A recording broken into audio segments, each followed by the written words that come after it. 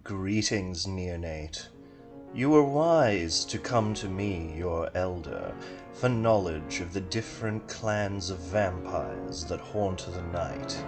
For while puny humans may cling to things like horoscopes and personality tests, we, the undead, know better. And there is no better way to know about a person than to know their clan. So without further ado, I present to you your kindred horoscope, or what your clan says about you. Ventru. You consider yourself a big picture planner who focuses on the real problems and isn't concerned about the feelings of others. It's this exact attitude and your massive ego that prevents you from seeing that all your friends secretly hate you. You most likely accumulated your fortune by scamming people and inheritance. You probably also consider yourself a master manipulator, yet you still need 2 whole mind-controlling disciplines to make anyone listen, and one solely dedicated to helping you survive when someone inevitably pushes you into traffic. Toreador. You have the soul of an artist, and you're a passionate, decadent social butterfly. In other words, you're a well-disguised bum who gets everything from leeching off people more talented than you. Being embraced into this clan is pretty much a test run, as it involves fooling one of your fellow deadbeats into giving you a free handout.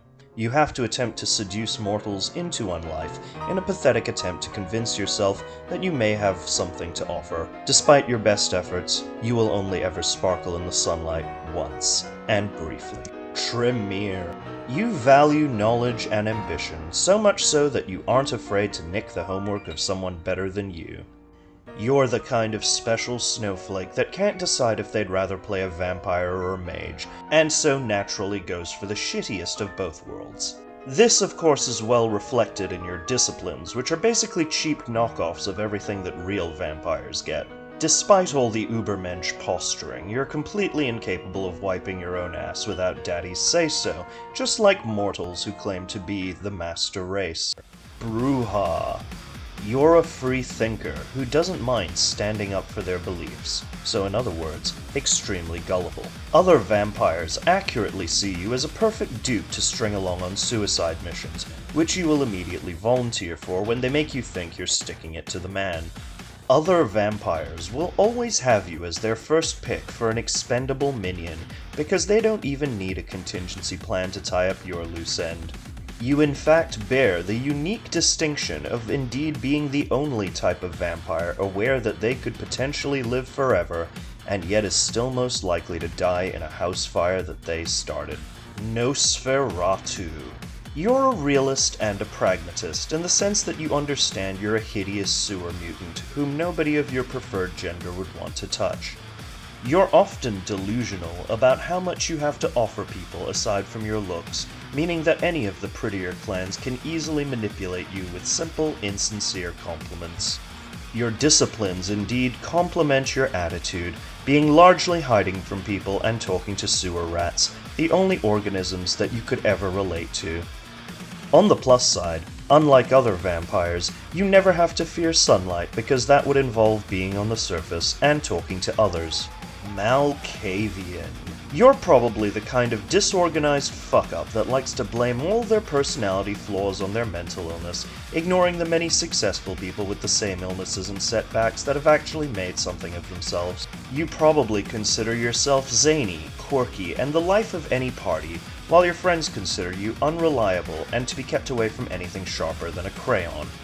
Despite being crazy enough that you likely can't tell present reality from fantasy, you actually believe that your LSD flashbacks can predict the future. You'll probably spend your unlife the same way you spent your breathing one, sitting in a darkened room making art out of your own feces. Gangrel. You've got a soul that connects with nature and wild beasts, which is a good reason you'll never be able to fit into or be accepted in any social situation ever. You probably are the kind of person who thinks their soul is a wolf or something, when in reality the animal you most closely resemble is some kind of parasitic worm sucking on a sheep's liver. You almost certainly have an unhealthy sexual attraction to animals, reflected by your disciplines, which involve turning into animals and mind-controlling them respectively. You also probably think that others only look down on you for that because of societal norms and other things valued by people with jobs. Zimitzi. Chances are, if you were embraced into this clan, you were that freakish loser on the playground who ate bugs for attention, and wondered why nobody wanted to be your friend. Like all complete sick-fuck degenerates, you have a massive superiority complex, which you use as a thinly veiled cover for your torture fetish. Also, like all perverts, you most likely live in a basement and refuse to come out for a very justifiable fear of being seen in public. Most of your associates are likely very embarrassed to have you around, but stick with you because it's very easy to convince you to do some incredibly stupid and painful things for their amusement. La Sombra. Like every person with no talent and an unjustifiably large ego, you think it's very creative to basically steal someone else's gimmick and add edgy powers. Probably one of the most redundant vampire clans imaginable, you constantly have to deal with the fact that any Ventrue could probably do your job better and without having an absolutely atrocious fashion sense.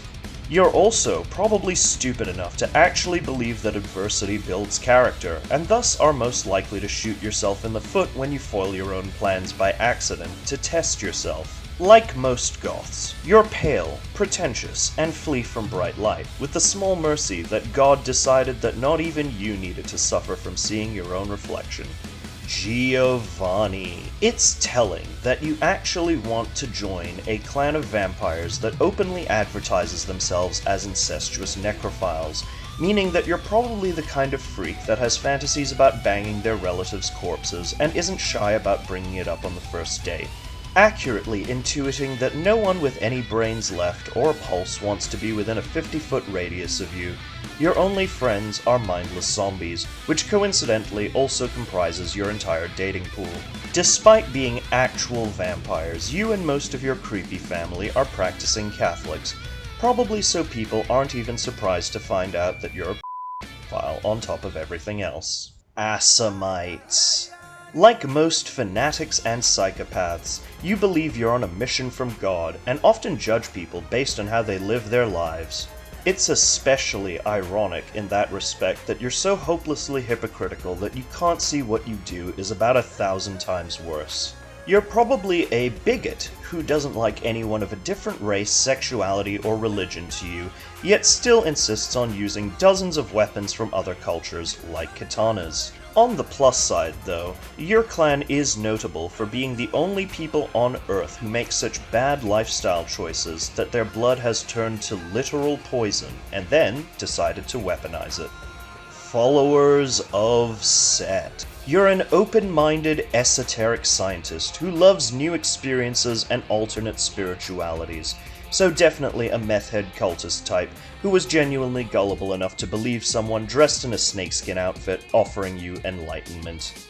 You claim to be a master tempter, and to be breaking the laws of an imperfect world in order to achieve said enlightenment, which is a great line, because everyone in your creepy snake cult has to be just as dumb as you. You think it's very cool to worship the Egyptian god Set, without ever taking a single glance at Wikipedia long enough to learn that he doesn't actually care very much about snakes. Ravnos. You see yourself as exotic, whereas everyone around you sees you as completely forgettable. It's definitely an achievement to have your antediluvian actually rise and eat most of your clan, and still have so little impact that the Camarilla still denies that Gehenna is coming. Being the token ethnic minority, you're naturally a kleptomaniac, and get the very appropriate superpower of appearing richer than you actually are. There would be more to add to this profile, but that would imply that there were ever more than 3 other people in this glorified bloodline, even before your grandsire took out the trash. I hope this has been a learning experience for you, neonate, and I wish you a very good night.